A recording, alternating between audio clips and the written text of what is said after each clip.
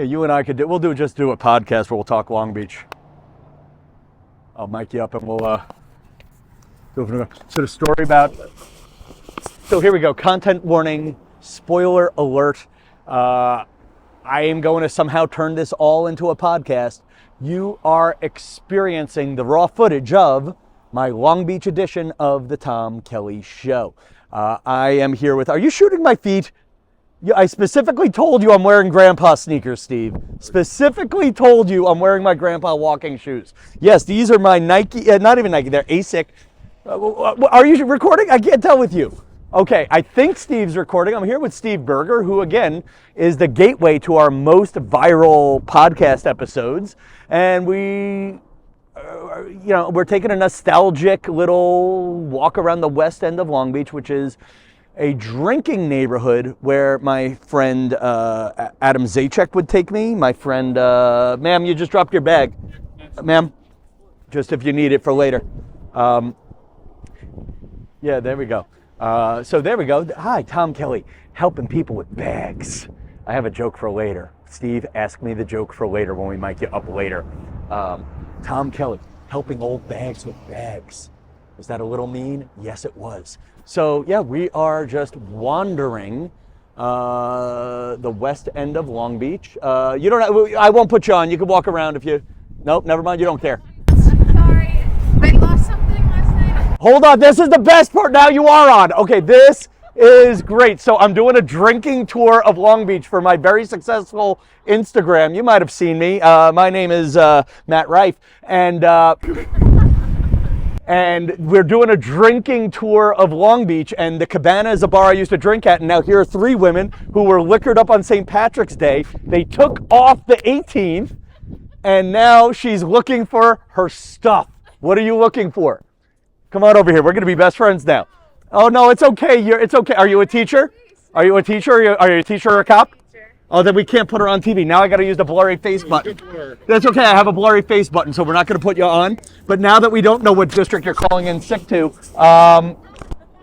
and now that we don't know what children are not being educated, what did you lose in the parking lot of the Cabana? My Apple Watch. Jesus. She lost her Apple Watch. I tracked it and it said it should be around here. Is it still on? It's dead now. But this morning it was on. It's dead now, like she was this morning.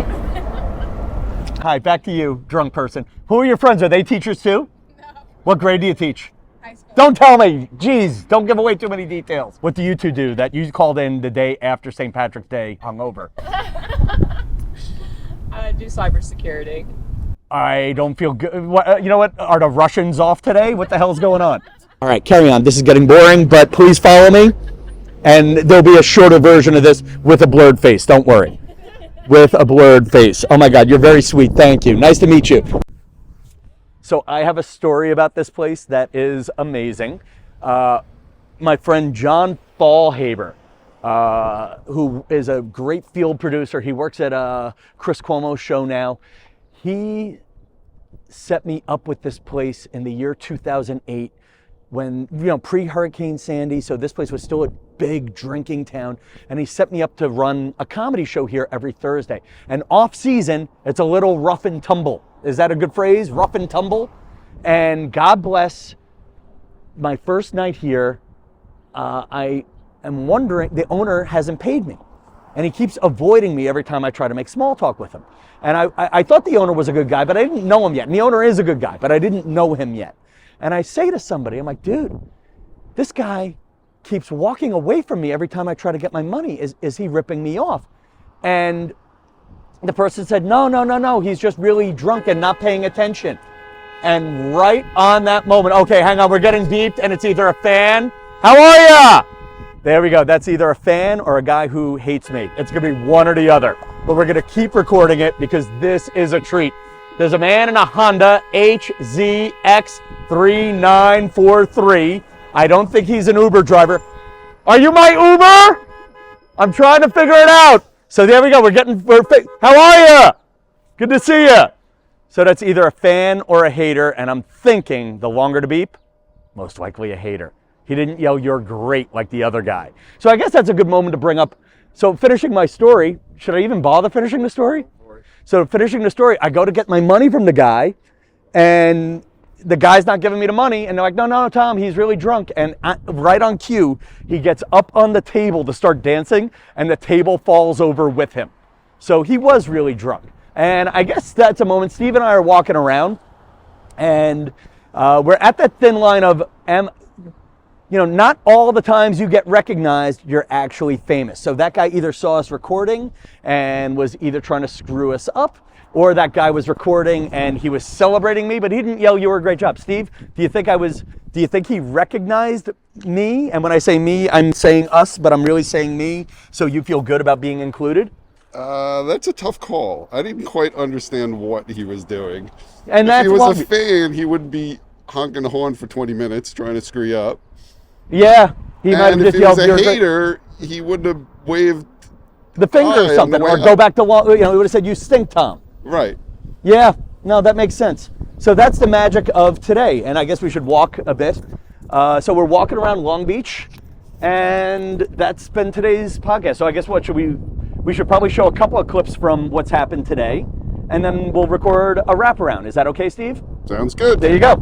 The saloon was the bar where young 20-year-old women would go to get drinks from much older guys, and now I'm the age of those much older guys. Yeah, I hate to say this, I loved Minnesota's, but Minnesota's was like even douchier than the other Long Beach bars. I remember my friends coming here and doing a lot of dancing. I remember me doing a lot of drinking because I didn't want to dance. And I remember being here a lot. I remember always having a good time.